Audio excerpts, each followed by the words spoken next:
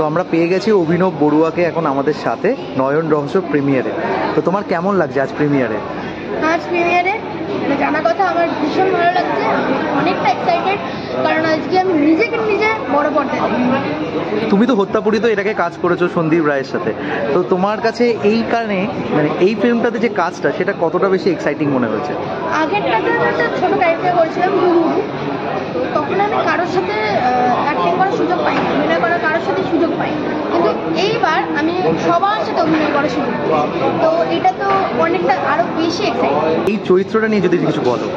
এই চরিত্রটা আমার ভীষণ শান্ত, আমার কাছে একটা পাওয়ার চলে আসে যে আমি কোনো কোয়েশ্চেন যদি নাম্বারের ব্যাপারে থাকে আমি সেটা উত্তর দিয়ে দিতে পারি নাম্বারটা না দেখে। তোমার যতগুলো কাস্টিং আছে তাদের মধ্যে সব থেকে বেশি কার সাথে কাজ করে ভালো লেগেছে? কাজ করে সবার সাথেই ভালো লেগেছে, মানে সবার সাথে ভীষণ ভালো লেগেছে, কারণ সবাই আমাকে সবার থেকে অনেক কিছু শিখতে পেরেছে।